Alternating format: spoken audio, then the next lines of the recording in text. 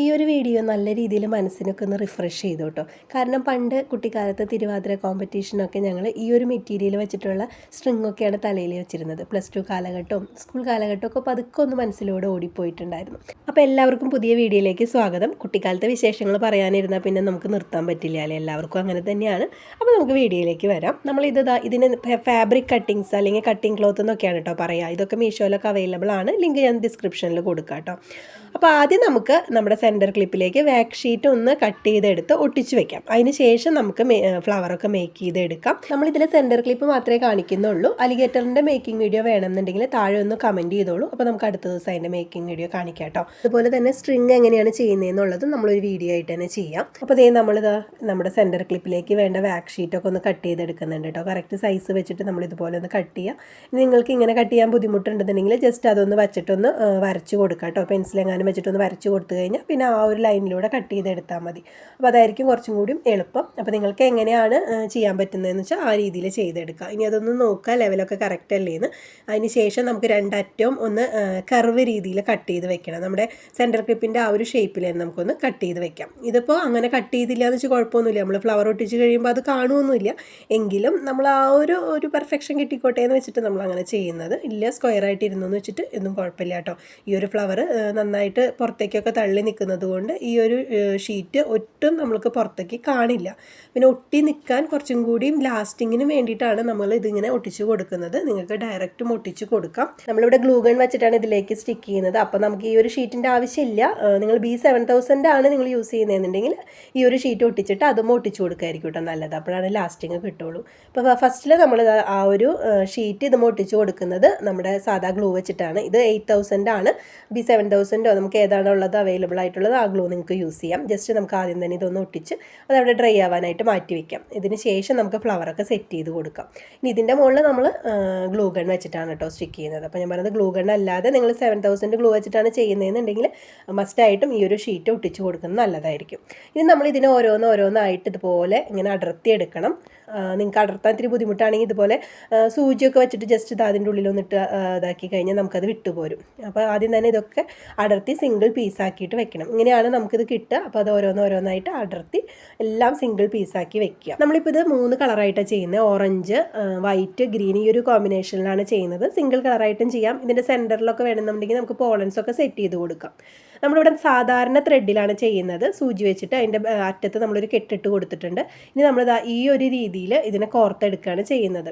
അപ്പോൾ ഞാൻ വൈറ്റാണ് ഫസ്റ്റിൽ കോർത്ത് കൊടുക്കുന്നത്. വൈറ്റ് നമ്മൾ 6 പീസാണ് കോർക്കുന്നത്. ആ ഒരു പെറ്റലിൻ്റെ സെൻറ്ററിൽ വരുന്ന രീതിയിൽ നമ്മൾ സൂചി ഇതുപോലെ കോർത്ത് കൊടുക്കണം കേട്ടോ. അങ്ങോട്ടും ഇങ്ങോട്ടും നീങ്ങരുത്. കറക്റ്റ് സെൻറ്ററിൽ വരുന്ന രീതിയിൽ ഇതുപോലെ കോർക്കുക. അപ്പോൾ 6 പെറ്റൽസ് കോർത്ത് കഴിഞ്ഞിട്ട് നമ്മൾ പിന്നെ ഗ്രീനാണ് കേട്ടോ കൊടുക്കുന്നത്. അപ്പോൾ അത് നമ്മുടെ ഒരു ഇഷ്ടത്തിനനുസരിച്ച് നമുക്കിത് എങ്ങനെ വേണമെങ്കിലും അറേഞ്ച് ചെയ്യാം.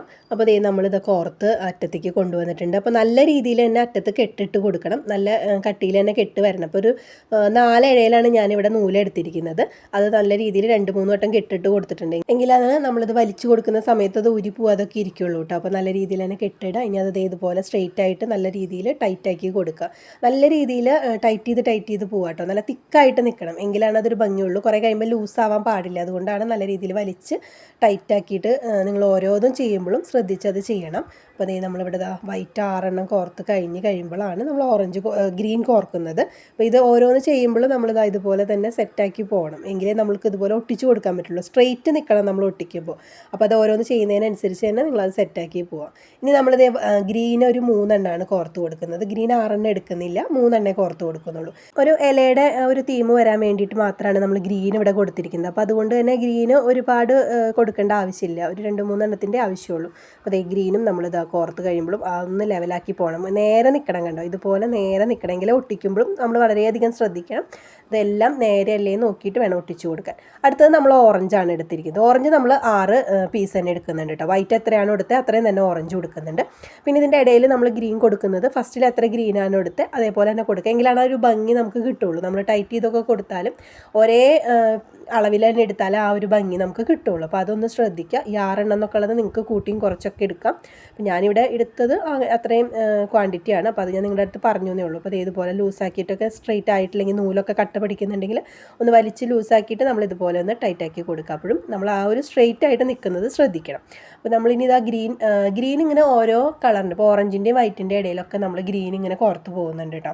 അതുപോലെ തന്നെ ലാസ്റ്റിൽ നമ്മൾ വൈറ്റ് ആണല്ലോ ഫസ്റ്റിൽ തുടങ്ങിയത്, ലാസ്റ്റിലും വൈറ്റിൽ തന്നെ അവസാനിപ്പിക്കാൻ നോക്കുക. അപ്പോഴേ അതിനൊരു ഭംഗിയുള്ളൂ. അല്ലാതെ നമ്മൾ ഓറഞ്ചിൽ കൊണ്ട് അവസാനിപ്പിച്ച് ആ ഒരു പെർഫെക്ഷൻ കിട്ടില്ല. അപ്പോൾ ഫസ്റ്റ് ഏത് കളറിലാണോ നിങ്ങൾ സ്റ്റാർട്ട് ചെയ്തത് ആ കളറിൽ തന്നെ ലാസ്റ്റും അവസാനിപ്പിക്കാൻ നിങ്ങൾ ശ്രദ്ധിച്ചോളൂ കേട്ടോ. കുറച്ച് നാൾ മുമ്പ് നമ്മൾ ഇതിൻ്റെ സ്ട്രിങ്ങിൻ്റെ ഒരു ഷോർട്സ് അപ്ലോഡ് ചെയ്തിട്ടുണ്ടായിരുന്നു. അപ്പോൾ അതിൻ്റെ മേക്കിംഗ് വീഡിയോ വേണമെന്ന് കുറച്ച് പേര് പറഞ്ഞിട്ടുണ്ടായിരുന്നു. അന്ന് നമുക്കിത് അപ്ലോഡ് ചെയ്യാൻ പറ്റിയിട്ടുണ്ടായിരുന്നില്ല. അപ്പോൾ ഞാനിതിൻ്റെ സ്ട്രിങ് എങ്ങനെയാണ് ചെയ്യുന്നതെന്നുള്ളത് നമുക്ക് അടുത്ത ദിവസം അപ്ലോഡ് ചെയ്യാം. ആദ്യമായിട്ടാണ് ഈ ഒരു ചാനൽ കാണുന്നതെന്നുണ്ടെങ്കിൽ നിങ്ങൾക്ക് ഇതുപോലത്തെയൊക്കെ മേക്കിംഗ് വീഡിയോസൊക്കെ താല്പര്യമുള്ളവരാണെങ്കിൽ ചാനലൊന്ന് സബ്സ്ക്രൈബ് ചെയ്ത് വെച്ചോളൂ. നമ്മുടെ ചാനലിൽ ജ്വല്ലറി മേക്കിങ്ങിൻ്റെയും ഹെയർ ആക്സസറീസിൻ്റെയൊക്കെ ഒരുപാട് വീഡിയോസ് അപ്ലോഡ് ചെയ്തിട്ടുണ്ട്. ജ്വല്ലറി മേക്കിങ്ങിൻ്റെ ഫ്രീ ക്ലാസ് നമ്മൾ ചാനലിൽ കൊടുത്തിട്ടുണ്ട് കേട്ടോ. അത് പ്ലേലിസ്റ്റായിട്ടും അപ്ലോഡ് ചെയ്തിട്ടുണ്ട്. നിങ്ങൾക്ക് അതിനോട് താല്പര്യം ഒന്ന് കയറി കണ്ടു നോക്കിക്കോളൂ. മെറ്റീരിയൽ ഇൻട്രൊഡക്ഷൻ മുതൽ നമ്മൾ ആ ക്ലാസ്സിൽ അപ്ലോഡ് ചെയ്തിട്ടുണ്ട്. അതുപോലെ ഇപ്പോഴത്തെ ട്രെൻഡിലുള്ള ജാസ്മിൻ ഫ്ലവറിൻ്റെ ഫ്രീ ക്ലാസ് നമ്മൾ ചാനലിൽ ഇപ്പോൾ ലേറ്റസ്റ്റ് ആയിട്ട് അപ്ലോഡ് ചെയ്തിട്ടുണ്ട്. അപ്പോൾ അതേ നമ്മുടെ ഫുള്ളായിട്ട് ഇത് കോർത്തെടുത്തു. ഇടയ്ക്കൊന്ന് ജസ്റ്റ് നിങ്ങൾ ആ ഒരു ക്ലിപ്പിൽ വെച്ചിട്ടൊന്ന് അളവ് നോക്കുക കേട്ടോ, കറക്റ്റായിട്ട് കിട്ടിയിട്ടുണ്ടോ എന്നുള്ളത്. അപ്പോൾ ഒരു ലേശമൊക്കെ അങ്ങോട്ടും ഇങ്ങോട്ടും നീങ്ങി നിന്നാലും കുഴപ്പമില്ല. ജസ്റ്റ് ലെങ്ത്ത് കുറവാവരുത്. ഒരിത്തിരി കൂടുതലായാലും കുഴപ്പമൊന്നുമില്ല. നമുക്ക് ഒട്ടിച്ചെടുക്കുമ്പോൾ അത് കറക്റ്റിൽ കിട്ടും. നമുക്കിത് നമ്മൾക്കിത് കറക്റ്റ് കിട്ടിയിട്ടുണ്ട് കേട്ടോ. ഇനി നമുക്കിതിനെ കെട്ടിട്ട് കൊടുത്തിട്ട് വേണം ഒട്ടിച്ച് കൊടുക്കാനായിട്ട്. അപ്പോൾ നിങ്ങൾ ലാസ്റ്റ് കോർത്ത് നിർത്തിയ ആ ഒരു പെറ്റലിൻ്റെ ഉള്ളിലൂടെ അതിൻ്റെ തൊട്ടടുത്ത് നിൽക്കുന്ന പെറ്റലിലേക്ക് കോർത്തിട്ട് നിങ്ങളൊക്കെ എങ്ങനെയാണോ കെട്ടിടാനായിട്ട് സൗകര്യം ആ രീതിയിൽ കെട്ടിട്ട് കൊടുക്കുക കേട്ടോ. അപ്പോൾ നമ്മൾ ഒരു സ്റ്റിച്ച് ചെയ്യുന്ന സമയത്ത് നമ്മൾ കെട്ടിട്ട് കൊടുക്കുമല്ലോ, അപ്പോൾ ആ രീതിയിൽ നിങ്ങൾക്ക് കെട്ടിട്ട് കൊടുക്കാം. ഈ ഒരു ഫ്ലവറിൻ്റെ പെറ്റൽസ് ഒന്നും ലൂസായി പോകരുത്. നന്നായിട്ട് ബാക്കിലോട്ട് ടൈറ്റാക്കി പിടിച്ചതിന് ശേഷം ഇതുപോലെ ആ ഒരു നമ്മൾ ലാസ്റ്റിൽ കോർത്ത ആ ഒരു പെറ്റലിൻ്റെ ഉള്ളിലൂടെ ബാക്കിലോട്ട് കോർത്തിട്ട് കെട്ടിട്ട് കൊടുക്കുക. ഒരു 2 വട്ടമൊക്കെ കെട്ടിട്ട് കൊടുത്തിട്ട് നമുക്ക് ത്രെഡിനെ കട്ട് ചെയ്ത് കളയാം. അപ്പോൾ ഈ കെട്ടിടുന്നത് ഞാൻ ചെയ്യുന്ന രീതിയിലൊന്നും ചെയ്യണമെന്നില്ല. നിങ്ങൾക്ക് ഏത് രീതിയിലാണോ ഈസി ആയിട്ട് ചെയ്യാൻ പറ്റുന്ന ആ രീതിയിൽ കെട്ടിട്ട് കൊടുത്താൽ മതി. നിങ്ങൾ ശ്രദ്ധിക്കേണ്ട ഒരു കാര്യം എന്ന് പറഞ്ഞാൽ നമ്മുടെ ഈ ഒരു പീസുകളൊന്നും ലൂസായി പോകരുത്. നമ്മൾ നന്നായിട്ട് ടൈറ്റ് ചെയ്ത് ബാക്കിലേക്ക് വലിച്ച് നിർത്തിക്കണതാണ്. അപ്പോൾ അതൊന്നും ലൂസായി പോകരുത്. അത്ര മാത്രമേ നിങ്ങളിവിടെ ശ്രദ്ധിക്കേണ്ട കാര്യമുള്ളൂ.